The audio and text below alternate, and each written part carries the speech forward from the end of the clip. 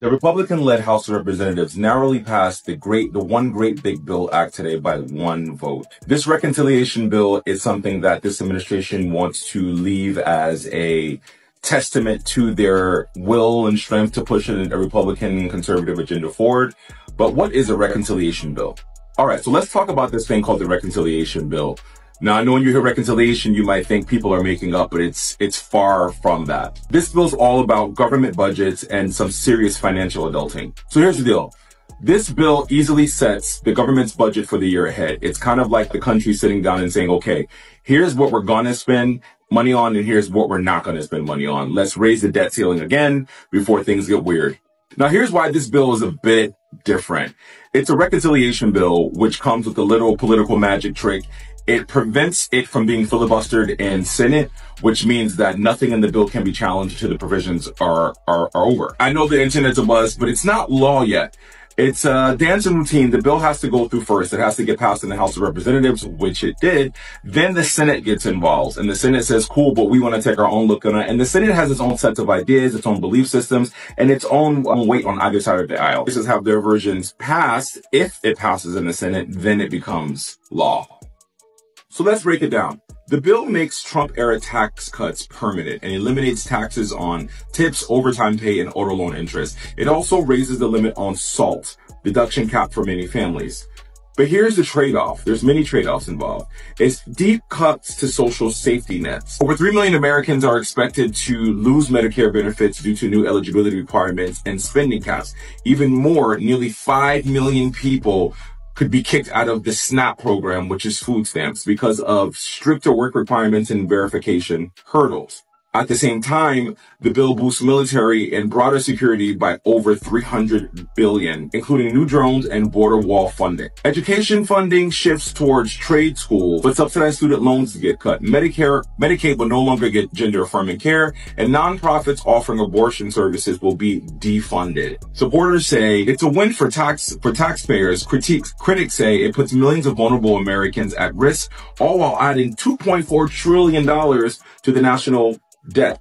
If you remember, Trump's big thing was too much spending, too much spending, too much spending. We must get the spending under control. But this one great big bill adds almost $3 trillion to our national debt ceiling, which is already out of control. All eyes are on the Senate right now because the House is the first step, but we shall see. It's still not clear, though, if the Speaker, Mike Johnson, has the votes for this, but he has vowed to bring it up for a vote tonight. As President Trump named it himself. We're going to send that to his desk. We're going to get it there by Independence Day on July 4th, and we are going to celebrate a new golden age in America. Thank you for being here. I will yield next to our leader, Steve Scalise. As the poor people are losing benefits, Medicaid, Yes. And SNAP. Excuse me? You said the poor people. Yeah, What do you the mean? people in the the bottom- illegal immigrants, the people who won't get up off the couch and go to work. Which people? Okay, so let me explain. Let me explain. Income, the richest people are going to have more income. That's according to the Congressional Budget Office. Well, they suck. They get things wrong all the time. In 2017, when we passed the tax cuts, they totally missed the growth targets. They totally missed what was going to happen to federal revenue. They're not oracles. They can't foretell the future down to exact science. Our Republican view is if we lower taxes, we'll have economic growth and it helps everybody. This isn't rocket science. If you're in the top 20% of Americans, you're going to get roughly a 3.7% increase in your after-tax income, really all from these tax cuts. But if you go all the way to the bottom and everything in between essentially leads you to the bottom, if you're in the bottom 20%, you actually lose $800. Why do you lose $800? You get a very small tax cut, and you get a very large cut in Medicaid and these other benefits that we were just talking about that affects the 20% disproportionately. So this is a highly regressive bill that essentially favors the wealthy, doesn't do much for the middle class, and hurts the poor. And then if you want to see this in stark comparison, if we simply eliminated the tax cuts for people making over $500,000 a year, which is roughly what President Biden was proposing, it would save $1.1 trillion. That happens to be just slightly more than the Medicaid cuts and the food stamps, or SNAP cuts, if you will, put together. So if we simply eliminated these tax cuts, we could eliminate these budget cuts on these poor people and end up, from a budget point of view, in the same place. I don't want to see videos of what this will do, what it will do. Find out. Find out. America said they don't want health care. They don't want any safety nets. So they are getting what they voted for. I don't want to see all these warnings. Oh, this is going to do this. This is going to do that. Find out. Find out. And then come back and we're going to teach you a thing or two about a thing or two. But all of these warnings, oh, this is going to do that. Oh, it's going to strip away food stamps, Medicare, Medicaid. It falls on deaf ears. They don't care. Don't care. And frankly, I don't care at this point. Find out. Find out, America. You are about to find out. But no videos of what this will do. Find out. Find out. I'm here for it. I'm so here for it. You know, and you're going to say, oh, well, there's innocent people that are going to be affected. Okay, we've tried. I've lost my voice trying to give warnings. But alas, here we are. Here we are. Winning, right? Winning. Bottom 10%, about to lose. Top 10% winning. We're here. Greatness is here. And just like thieves in the night, Republicans in the House of Representatives voted to pass the big, beautiful bill. What's even scarier is, as it passed, you heard people in the chamber chanting, USA, USA. You heard people quite literally celebrating this idea that benefits will be taken away from American citizens. That is the world we live in. Do you understand how disturbing that is? Do you understand how concerning it is that our elected officials are openly chanting and celebrating the fact that they have the power to take resources away from us? MAGA, when you see that, how do you feel? When you see that, how excited do you get? Because the town halls really happened. We saw many Republican voters saying that we cannot lose these resources. You cannot cut Medicaid. You cannot do that because it will directly impact our lives. It will unalive people very, very quickly. And you saw those Republicans time and time again say, we're not going after it. We're not going to cut it. We're not doing anything. We're not going to touch it. But they are. Not only are they removing it, cutting it, slimming it down in favor of adding money to the military budget, they are celebrating. They are celebrating the fact that their own constituents are about to suffer mightily at the hands of this president and the Republican Party. They think it is patriotic that you can't afford your health care. They think it is patriotic that you might lose your food stamps. And not only that, they have started to convince the people who voted for them that it's patriotic for them to suffer this way. I don't understand how you guys continue to vote for this, because it can't just be racism.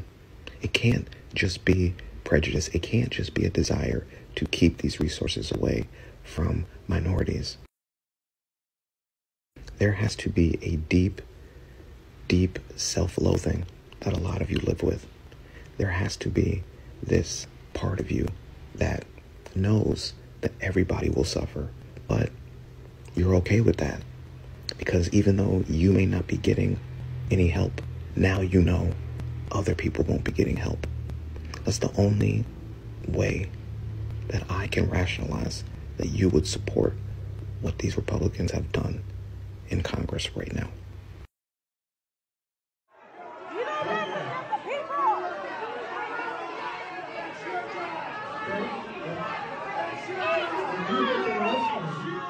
When we were we're talking about the budget deficit, we are in an existential crisis. To make some people mad, and I really don't care. So let's talk about what's really in the big, beautiful bill. Full breakdown. This is not left versus right. This is not white versus black. This is people versus power. I'm going to break down the pros and cons for each proposal, but with straight facts. So the 2017 tax cuts will be made permanent, which means some middle-class families could see a few $100s a year in savings, but most benefits will go to the top 10%. The lower-income families really won't see any relief from this. The people who benefit would be Wall Street and bigger corporations. Next is no federal tax on tips or overtime, which means if you work in service industry, construction, or healthcare, then this might benefit you. But if you don't earn enough, you really won't see any difference in this. Next thing is every baby born between 2025 and 2028 will get $1,000 savings to invest in the stock market. It can increase financial literacy and provide generational wealth if families are able to consistently contribute.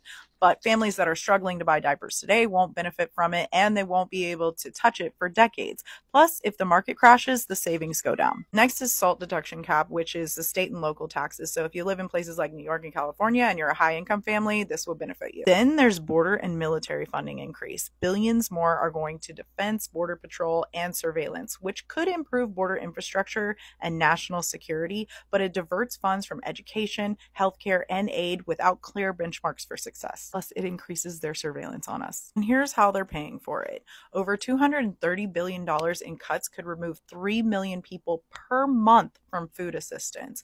Why is this good? It could reduce federal spending in theory, and some say it may encourage work, but why it's bad is millions of kids and working families could face food insecurity, and food banks may not be able to fill that gap. Medicaid is being cut by $700 to $800 billion, which could leave seniors, kids with disabilities, and low-income adults without any access to healthcare. The only perceived benefit of that is it could incentivize states to manage costs more efficiently, but I don't know how likely that is. Childcare subsidies would be affected, which means daycare would be more expensive, which could push women out of the workforce. Oftentimes, single mothers are the ones that use this childcare subsidy to make it more affordable so that they can work. Also, green energy credits will be affected. So in short term, this could mean that lower energy prices may be available, fossil fuel jobs could be preserved, but it slows transition to clean energy, reduces long-term savings, and increases pollution. So who benefits? Millionaires, corporations, high-income homeowners, and politicians securing legacy wins. Who pays for it? Low-income families, children, seniors on fixed income, rural communities, and the bottom 10% of the country. This isn't red versus blue. This isn't black versus white. It's people versus the system. And if we don't look deeper into the why, then we miss what's being traded.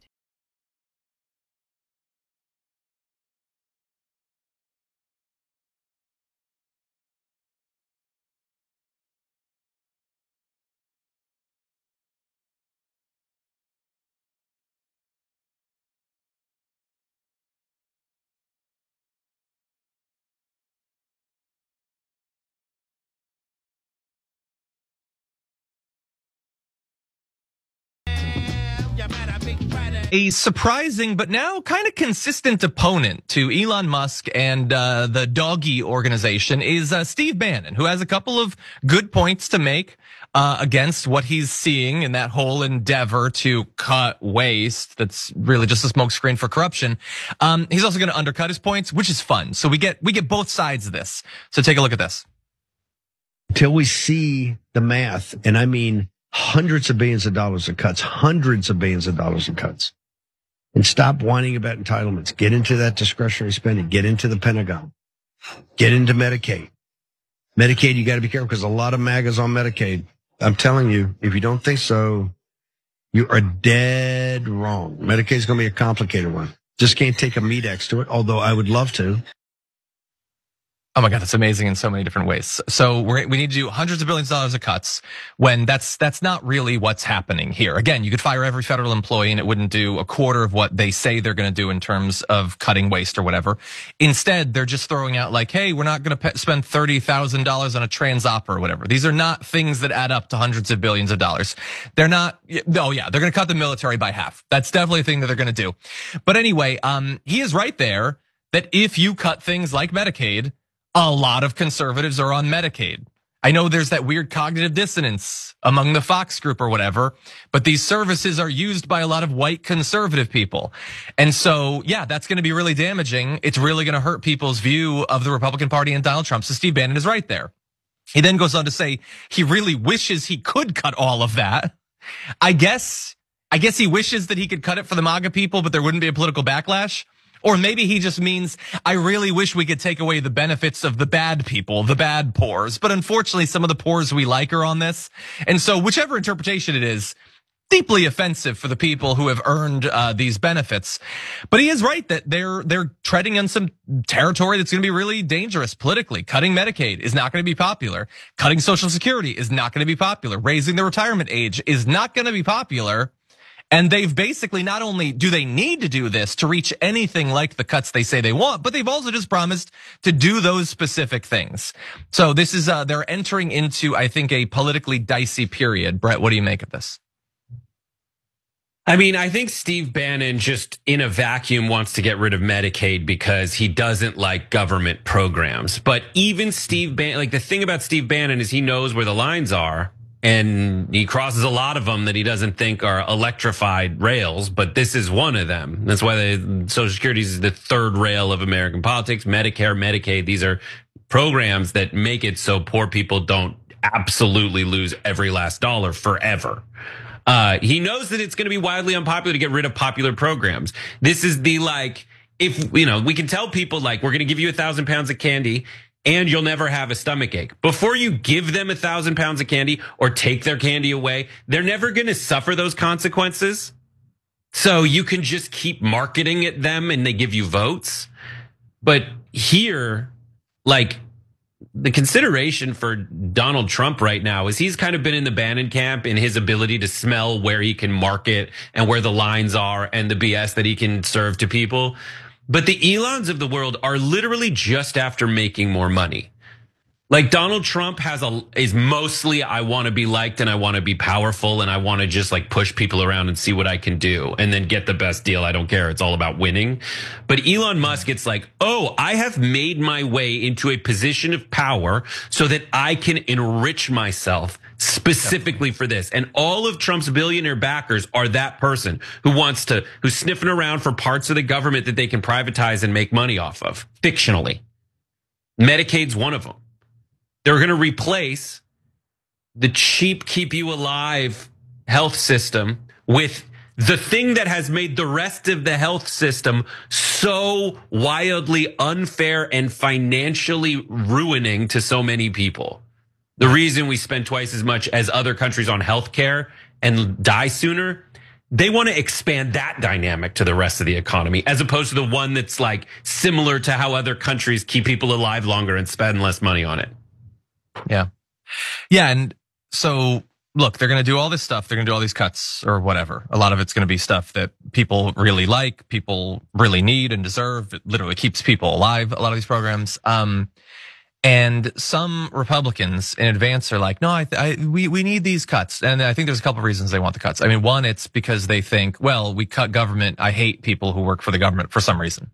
They're bad. I was told that they were bad, so I guess they're bad. These lifetime civil servants or whatever. But a lot of them, whether they articulate it explicitly or not, think if the government's smaller, I won't have to pay as much and I don't want to pay as much taxes. But that's not what's going to happen. They're not going to cut $2 trillion from the budget and then pass the savings on to some random dude who lives in the suburbs of Dallas. That's not what's going to happen. They're going to give it to the wealthiest people in the country. This is not speculation. The details of their tax plan are already out. You will be able to see what your tax cut's going to be. In all likelihood, it's going to be $117. That's what it's going to be. And Elon Musk is going to get tens of millions of dollars. Please understand that you are going to be hurting. You're going to be out programs that you rely on, and you're not even going to get a tiny check to compensate you for it.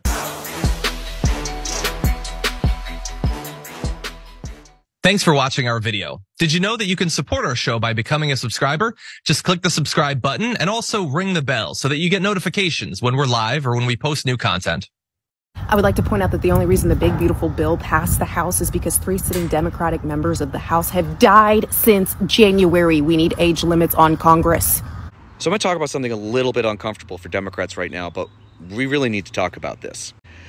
So early this morning, basically in the dead of night, the House Republicans passed their trash tax bill that is going to give tax credits to millionaires and billionaires and basically screw everybody else. And it was actually quite difficult for them to pass this bill. It ended up passing by 1 vote, 215 to 214. Now, here's the part that is really, really tough and uncomfortable for Democrats. If our caucus had all been there, we would have defeated this bill. But 3 of our members, who were in their 70s and 80s, I believe, have passed away already. And we had an election 6 months ago. Now, obviously, things happen, and I'm obviously very saddened by their passing. But we have to stop this where people just stay in office until they die. It is hurting the country. Like, what are we doing? Why are people 70s and 80s staying in office? Like, anybody should do whatever they want. But, like, one of those guys had stage 4 lung cancer or throat cancer, and that's a real problem. Sometimes it feels like people feel like these positions are theirs, their possessions, when in fact these positions are those of the publics, the people, the voters who put them there. There is no earned right of just holding a position forever. And now this trash Trump tax bill is one step closer to being actual law, which is going to hurt millions and millions of Americans. And the Democrats had a shot at stopping this bill. And if they had their whole caucus, we would have stopped it. This would have been dead in its tracks, and they would have had to have gone back to square one. We have to talk about this, because otherwise they're just going to keep winning and with devastating consequences. It has to stop.